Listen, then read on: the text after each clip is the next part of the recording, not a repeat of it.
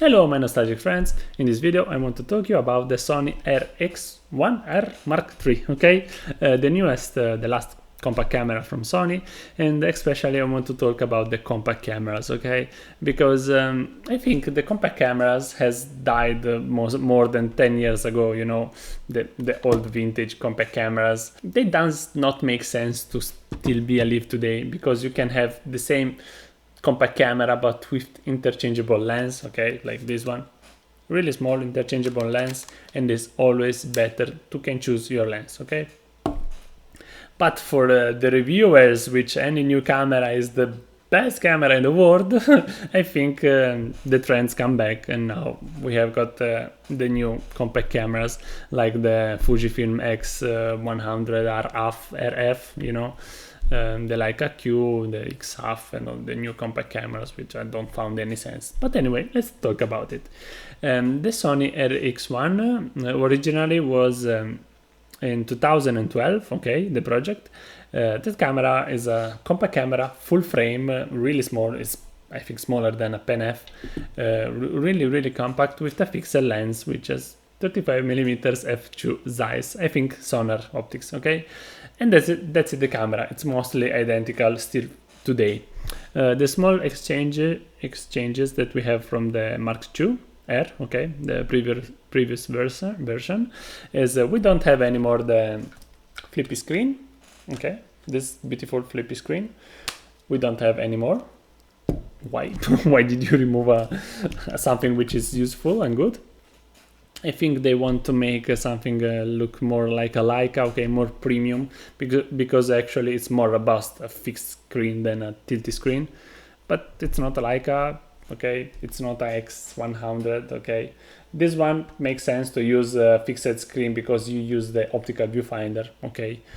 But actually the RX1R3 doesn't have a really good electronic viewfinder, has 2.3 million dots like the NEX7, actually has the same viewfinder, electronic viewfinder like this one, and okay, okay, and actually the viewfinder now it's fixed and not pop up like the older version, which still I don't understand why, okay, to be more robust, but I like the older one because if it's pop up you can make a bigger screen, and now the screen is smaller and the screen it's not tilty.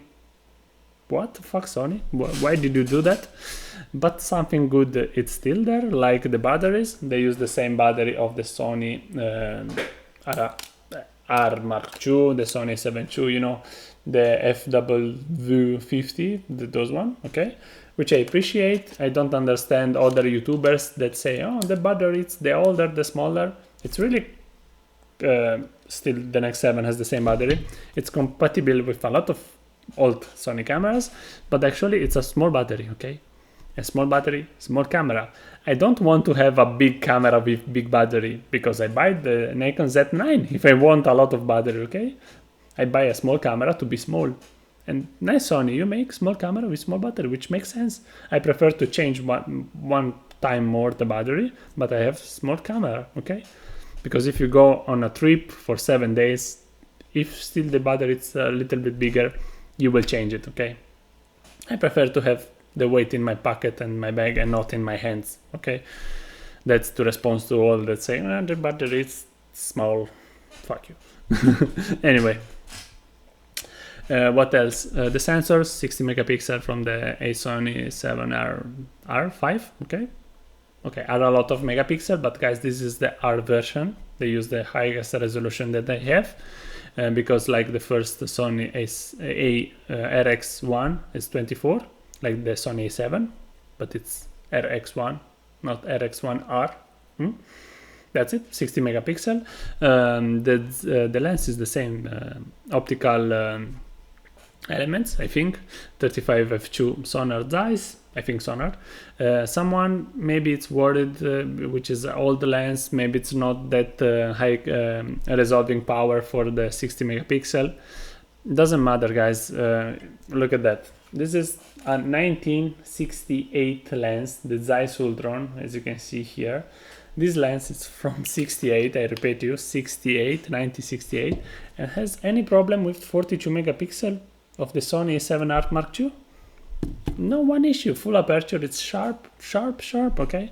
Doesn't mean if a lens it's old, that means it's not good, okay? I think it's perfect. If the lens was good at the time, why to change it? It's still good, you know? Okay. It's full built by my magnesium alloy, okay? And it's something that I really appreciate. Thank you, Sony. You make a good build camera, because Fujifilm, what makes marketing? They still, oh, look at that, this plate is metal, oh, this bottom plate is metal, and good camera. No, guys, it's not enough to make 2 pieces of aluminum at the top and the bottom to say the camera is good. That's what say reviewers, but it's not the reality. Reality, the camera has to be built full by metal. Look at that. Look at that. This camera here, small compact camera from Samsung, it's full made by magnesium alloy, okay? And you can feel and see all the camera. Guys, open your eyes.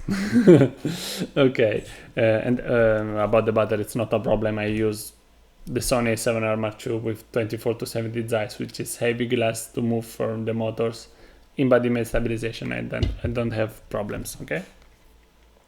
This camera doesn't have in-body or optic image stabilization, which is not that bad because the camera is really small, okay? And actually it's f2 lens, okay? It's not a problem because you have got a bright lens. It's a problem with the Fujifilm what's the name? X100F, you know, RF, X100RF, fuck you, Fujifilm. That one has a f4 lens without stabilization and 100 megapixel. That's bad. You can't shoot low light with that camera. But it's media format, okay? Media format, it's just a little bit bigger than full frame. But f2 lens on full frame capture 4 times the light, 4 times instead of just a little bit bigger sensor, okay? Fujifilm RF, it's really no make sense camera, okay? It's really a no make sense camera because it's not as compact, okay, as the Sony. It's big, it's pretty heavy. You have got to carry with you with a bag, and if I use a bag, I would prefer to use a mirrorless, okay? And that's it. Oh shit. Okay. What else? Compact camera. Why I said I think it doesn't make sense to buy a compact camera. And I add, the only compact camera that makes sense to have today is the Fujifilm X100, okay? Why this is the only camera which has sense to be a compact camera with fixed lens? Because the viewfinder, guys, this has an optical viewfinder, Galilean, okay? Optical viewfinder. And when you watch in the viewfinder, you will have always the same point of view, okay? Always. You put always 35 millimeters, always. And it makes sense to have the same focal length, okay? Because if I put here 80 millimeters, I see 35, okay? Doesn't match, okay? That's why this camera makes sense to have fixed lens with a mirrorless, with an electronic viewfinder. Any lens you put in, you have the respective point of view. Do you ever think why reflex camera, DSLR, as you said, why DSLR has all the DSLR interchangeable lens? Because you see through the lens, any lens you mount, you see the perfect point of view. And doesn't make sense to force the camera to have only one lens if you can switch. It's simple, guys. You put a ring and you can switch, okay? It's really, really simple concept. And will be fine if the RX1 has interchangeable lens. For one reason, imagine you use 35, but maybe sometimes you want 28, sometimes you want 50. It would be nice to change the lens, to grab if you only one lens, but to change it, okay, from your taste. It will be nice because the normal full frame camera are pretty big. I don't consider the what is it called? The Sigma BF. It's something else. It's a camera that it's beautiful but does not make sense. What is the name of the Panasonic L9? I think the 9. You know, the compact full frame. It's you can't see the camera. It's so ugly. No viewfinder, does not make any sense. Anyway, but the RX100 will be fine. The RX1R will be fine. Okay, what else to say? The Sony technology is good. You know, Sony bought the technology from Minolta, and Minolta has the greatest technology at the time, guys. Minolta was light years ahead from the competitors. First, autofocus cameras and so on. And Sony has all the technology from Minolta, and still Sony today it's ahead from the competition. Look at the Sony A9 Mark III. New technology that no one has, okay? But it's a fine camera. It's a little bit expensive because it's here in Italy it's 4,900, close to 5,000 euros, which is a lot. The previous version is like 3,000 and a half, okay? It's too much, I think. This camera doesn't have to cost more than 4,000 euros, especially because it has some recycled pieces like the lens, which is the same, the viewfinder, which they cost $10 because it's the same of the Nex 7. All the battery, all system. I don't think it does make sense to be so expensive, but they follow the rules of the marketing because the Leica Q, it's so expensive. The Fujifilm RX100 RF, you know, that one, midi format, it's so expensive. Still it's a piece of shit because f4 you can't use in anything. Has more bokeh this compact camera with less than 1 inch sensor. Fuck you. Has more bokeh this small camera with 1.4 lens, as you can see. It's unbelievable. The XF 800 euros. I want to show you a thing about the XF. This camera here, maybe I will show you in the video.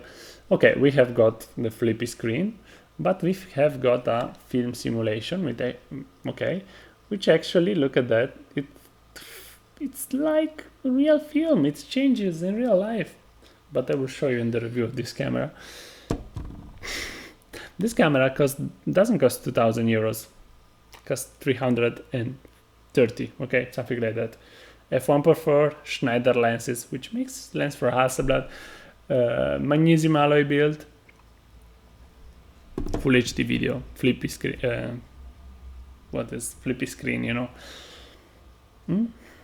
Okay, their camera good and their camera bad. Today it's a lot of marketing and not substance. Okay, then guys, in my opinion, if you want a compact full frame camera, go to the older RX1, okay, which are the same camera as this one. This one is only more powerful, but who needs the airplane detection on a fucking compact camera? Who? Me not. But if you have the money, it's fine. It's a fine camera, you have the money. Better than GFX RX100. Sorry, Fujifilm. I like the idea of the RX100, okay? I like these cameras. I don't like fixed lens, but actually it's nice optical viewfinder. This is the alternative, cheaper. It's nice if you want optical viewfinder, but actually the image quality, it's not as close as it could be. Anyway, this is all that I have to say about this camera. Let me know in the comments what you think about it. We will see you in the next video. Bye bye.